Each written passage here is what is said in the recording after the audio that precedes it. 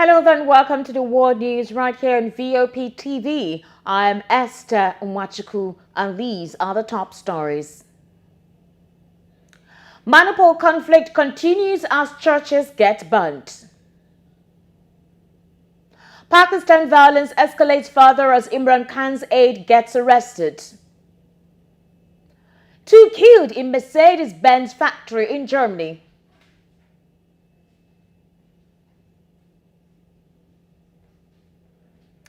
And Armenia and Azerbaijani border territorial dispute persists. Details now. India, where more than 100 churches have been burnt down following the recent ethnic violence in Manipur, northeast India.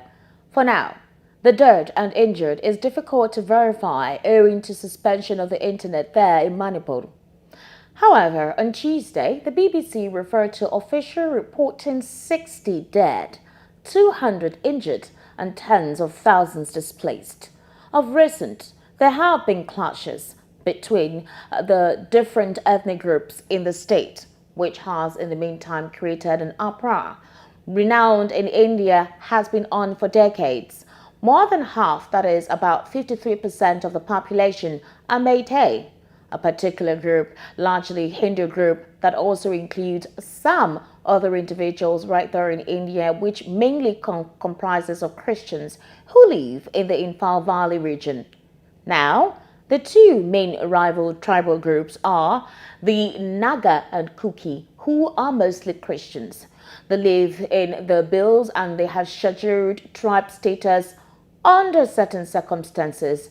The affirmative faction program that grants a group of individuals more than others. Now, eligible groups have an opportunity to get access to forest lands, a guaranteed proportion of government jobs, and also more opportunities in places concerning educational institutions.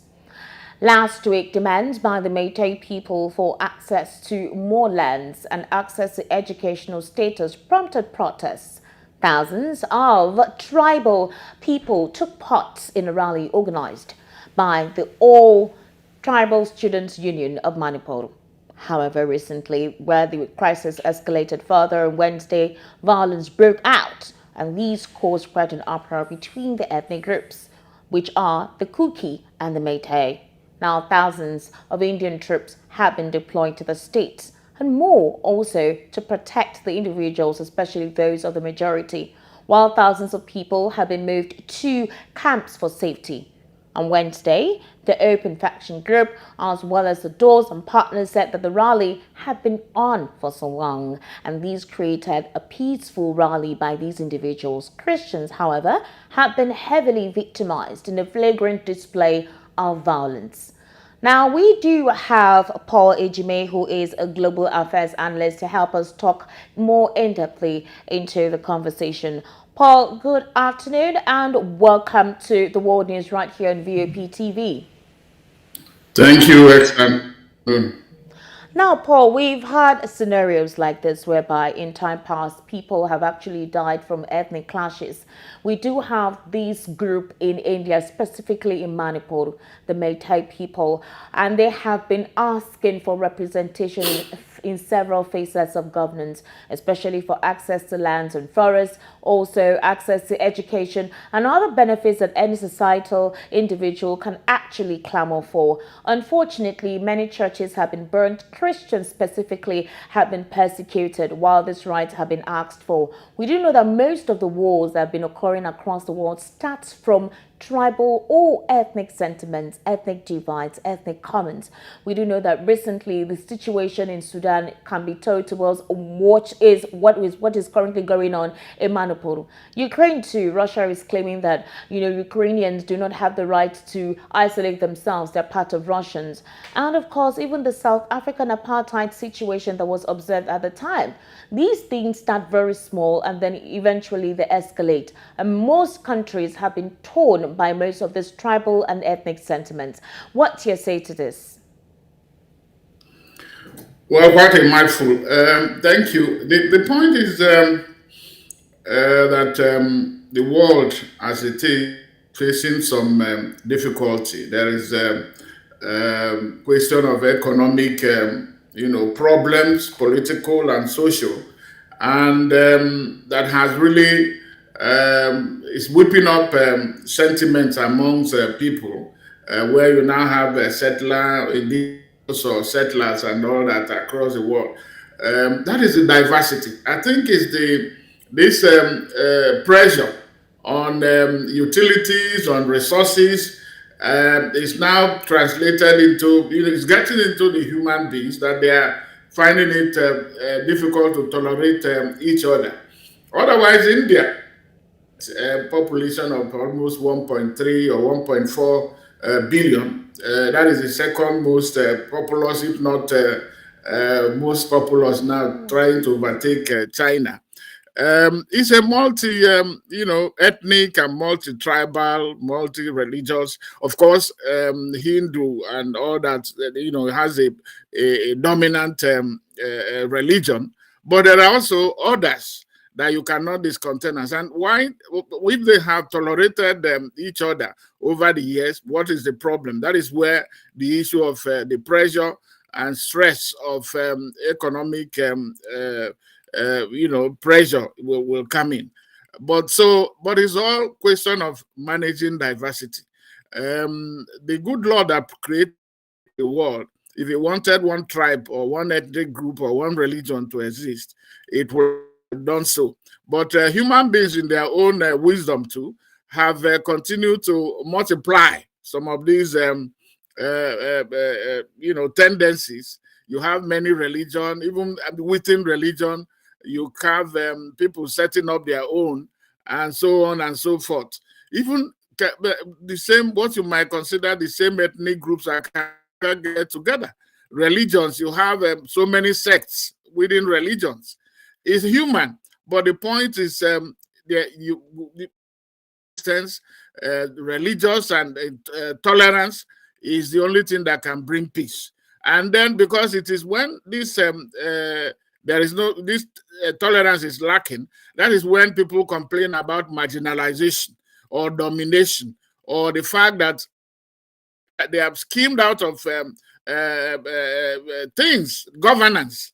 And so when this happens, that is when the pressure boils up, and then it leads into protests that can lead to conflicts and civil wars, like you are seeing in so many places, the countries that you named. Of course, Nigeria is one of them. We do know how it has been in India. This particular conflict goes way back, almost more than a decade now. And this is largely between, the Meitei, who are largely a Hindu group, also includes some Christians, and they live in Imphal Valley region. And of course, another group called the Kuki group. Unfortunately, what they're actually asking for is access to status, access to educational institutions, job opportunities, guaranteed proportion of government jobs as well, and equal representation on several phases of sectors within the government. Is it a wrong thing for this group to ask for that representation? If we try to look at the scenario, even here, right here in Nigeria, we do know that we are multi-tribal. We have almost 700 and something ethnic languages. Now, every of this tribal group wants representation in government. They want representation in public offices. They want access to welfare, education, and even when it comes to politics. And we have also seen how we've been battling with balancing most of these tribal groups and having one voice. It is the same thing too, which any other individual from any tribal organization or any tribal group that would want to require representation in government. Is it a wrong thing for this group to ask for representation, for them to also have access to natural resources in a country that they are bettered in, a country of their origin? Why do we keep having escalating situations concerning intertribal wars, whereby dialogue could have actually helped to resolve the situation as well? This is not a good thing for the people of India. Well, not for India, not for any country in the world, and not for the world, or not for world peace. You have enumerated them. It is self-determination is something that is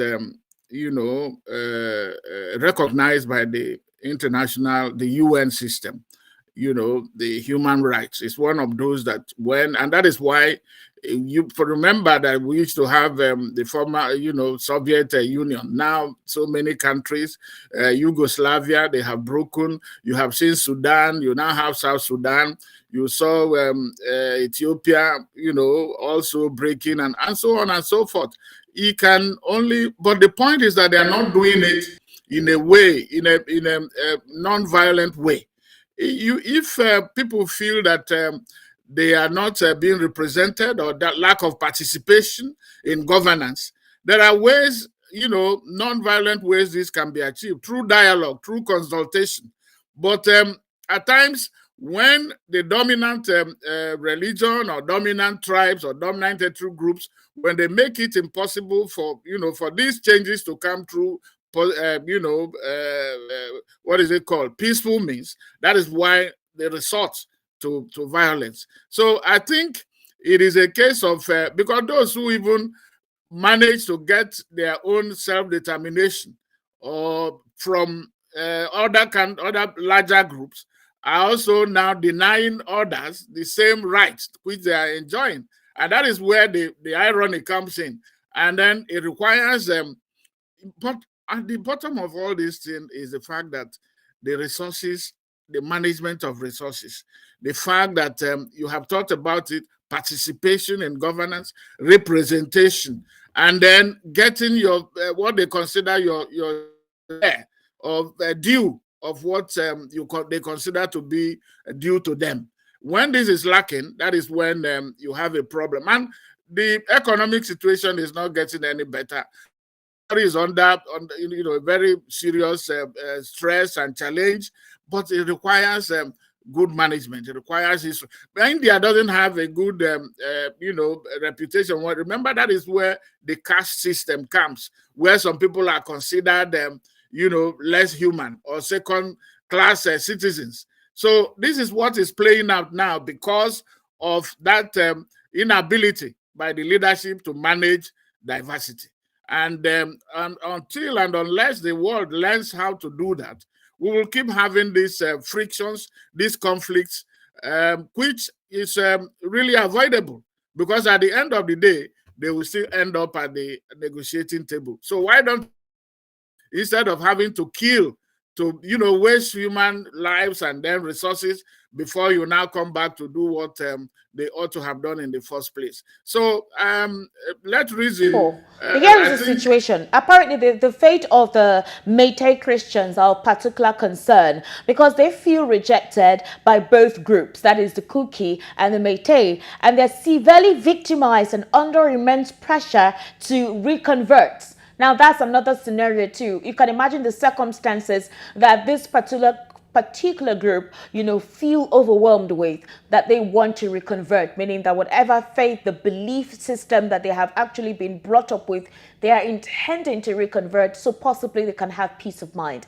Finally, do you think that for India and the people of Manipur to move forward, if they continue like this, how do you think it will portend economically as well as for the next generation of Indians? No, violence or conflicts have never resolved any issue, but I think they should make their point about the fact that they are being shortchanged or they are being marginalized. And it requires their representative, if they have representatives at the parliament, because there is what you call the members of legislative assembly. If they have their representative, let them channel that and make, if those who are representing them are not doing the right thing or they are being selfish, they have the opportunity to replace them. But the bigger picture, the country as a whole, the president, the legislature, and everybody, they owe it a duty also to ensure that every Indian citizen enjoys the right as enshrined in the Constitution. There are laws governing the country, and then these laws talk about the fact that every citizen is equal before the law, and then should also enjoy, the rights and privileges that are, so long as they are also obeying they are responsible citizens. They are entitled to being the protection by the state, because the role of government is actually for the protection of property and human lives. But when this fails, then the state has the citizen on this part must also be compliant, try to obey the rules, and before you can demand. There is a question of responsibility and rights. They both go together. You can't get one and then not the other. So India should, the authorities of Manipur should come together, use the mechanism that they have to make this, all the citizens are treated, whether it's not a question of them, irrespective of their religion or their ethnic group or whatever. So long as they are law abiding, they must enjoy all the benefits of that, all the citizens, the rights that is agreeable to any state, any citizen in that country. So when you are in the minority, you have a responsibility. If you are also in the majority, you owe for the let everybody live according to law. All right, thank you, Paul. Thank you so much. I do appreciate your input right here on the World News on VOP TV. All right, that was Paul Ejime. Paul Ejime, he is a global affairs analyst, and we are talking about the current escalated violence in Manipur, India. Moving on, Pakistan's former Prime Minister Shah Mahmood Qureshi, a close aide of outside Prime Minister Imran Khan, was arrested on Thursday for inciting violent protests and threatening peace amid the worsening political turmoil in the country that has left at least 8 people dead. Now, a video which was shared by Qureshi's Pakistan Tehreek Insaf, a party on Twitter, shows plainclothed men taking him away, with him waving at party workers before departing from the location where he was detained. The PTI claimed that 66-year-old Qureshi was arrested by the Islamabad police in the early hours of Thursday and transferred to an undisclosed location. Police said PTI leaders Qureshi Asad Umar, Fawad Chaudhry, Jamshad Iqbal Chima, Falaknas Chitrali, Musarat Jamshed Chima, and Malika Bukhari had been arrested so far. By the way, Qureshi's arrest comes 2 days after paramilitary forces whisked away PTI chief and former Premier Khan on the orders of the National Accountability Bureau officials who barged into a room of the Islamabad High Court on Tuesday. Simultaneously, an anti-corruption court on Wednesday sent the 70-year-old former Prime Minister on an 8-day physical remand to the anti-corruption watchdog. Khan's dramatic arrest on Tuesday has sparked widespread violent protests across Pakistan, leaving at least 8 people dead and nearly 300 others injured in clashes between protesters and law enforcement agencies, and prompting the authorities to deploy the army in the country's capital, Islamabad, as well as in Punjab, Khyber Pakhtunkhwa and Balochistan provinces on Wednesday to maintain law and order. During an address to the nation on Wednesday, Prime Minister Shahbaz Sharif had said strict action would be taken against state enemies as he slammed Khan's PTI for violence that gripped the country after his arrest in the Al Qadir Trust corruption case. Now, recently, according to local police, a deadly shooting incident has left at least 1 person killed and another wounded at a Mercedes-Benz manufacturing plant in southwestern Germany. Local police actually stated that one person died, 1 person also seriously injured on Thursday, adding, however, that there is no longer any danger for the employees in the plant. According to a report, 1 person was arrested and rescue workers were on the scene at the factory, which assembles a S-Class model. A spokesperson also recently disclosed this morning where shots were fired in the factory premises in Sindelfingen. 2 persons got injured and, of course, 1 person has died. Investigators are working on the assumption that this was the act of a single perpetrator and that no individual outside the factory were involved. Mercedes confirmed an incident had taken place at the plant and that it was in touch with authorities. However, no more elaboration was given. In 2012, a shooting at a factory site for technology firm 3M in the western German town of Hilden left 1 dead and 4 injured. Moving on, Armenia and Azerbaijan has blamed each other for gunfire along their restive border days in advance of EU-hosted talks aimed at resolving their 30-year-old territorial dispute. The fighting came on Thursday as the two countries are in negotiation on a peace agreement to end decades-long standoff over Nagorno-Karabakh, a region recognized as part of Azerbaijan but populated mainly by Armenians. Armenia's defense ministry said in a statement on Thursday that Azerbaijani forces are shooting artillery and mortars at Armenian position in the Sot region in the east, and 4 of its soldiers got wounded. The incident comes just days before European Council President Charles Michel is to host Armenia's Nikol Pashinyan and Azerbaijan's Ilham Aliyev for talks in Brussels on Saturday.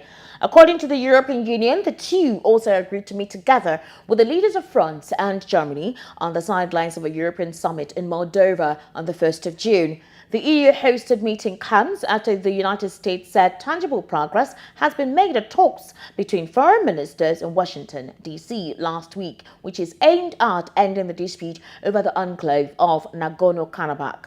Armenia and Azerbaijan were both republics of the Soviet Union that gained independence in 1991 when the USSR broke up. They have gone to war twice over disputed territories, mainly Nagorno-Karabakh, a majority Armenian region inside Azerbaijan. Now, in the 63rd week of the war, Ukraine said its armed forces broke through advancing Russian formations northwest of Bakhmut, the cities Moscow's forces have been trying to capture for 9 months. Now, geolocated footage show Ukrainian troops counterattacking near Kromov and Bilahora settlements west and southwest of Bakhmut that Russian forces have been trying to seize in order to encircle the city. Ukrainian sources claim their forces advanced 2.6 kilometers along a 3-kilometer wide front, destroying the 6th and 8th companies of the 72nd Separate Motor Rifle Brigade. Yevgeny Prigozhin, the financier of the Wagner group of mercenaries who has spearheaded the offensive in the city, appears to confirm the Russian retreat. Now, on May 9, he said a Russian unit abandoned its position near Bakhmut because of the stupidity of commanders. It was a rare setback for Russian forces, on which on May 5 had advanced towards Kromov. 2 days later, they again advanced in the area 50 kilometers, which is about 9 miles north of Bakhmut. Russian forces mounted dozens of assaults in the city and, by Moscow's account, advanced by a few city blocks. Ukrainian defenders are occupying a shrinking perch in the western suburbs. The Tunisian president on Wednesday has sought to reassure the world over the safety of his country, an important tourist destination, after a police officer shot dead 6 people, and most of them outside Africa's oldest synagogue. The mass shooting on Tuesday sparked panic during an annual Jewish pilgrimage at the historic Greber synagogue on the resort island of Djerba. Authorities were investigating the motive of the gunman who was shot dead after killing 3 police officers and 2 visitors, a French-Tunisian and an Israeli-Tunisian man. Now, at a National Security Council meeting on Wednesday, Said denounced the criminal and cowardly attack. Said said the attack was aimed to sow discord and sabotage the tourist season and, of course, to attack the state. Tuesday's rampage came as the tourism industry, vital in a heavily indebted, troubled economy, had finally rebounded from pandemic-era lows as well as from attacks in 2015. French President Emmanuel Macron vowed to keep up the fight against anti-Semitic hatred, and Israeli Foreign Minister Eli Cohen said the bloodshed proves evil and hatred are still there. The Greber pilgrimage was previously targeted in a 2002 suicide truck bombing that killed 21 people. A gunman wearing his police uniform and a bulletproof vest started the attack by killing a fellow officer and taking his gun and ammunition at the island's port. And that brings us to an end on the World News right here on VOP TV. My name is Esther Umwachuku. To make sure you subscribe on our YouTube channel at Voice of the People TV, as well as across our social media handles at VOP TV Live. Up next, you have VOP Business.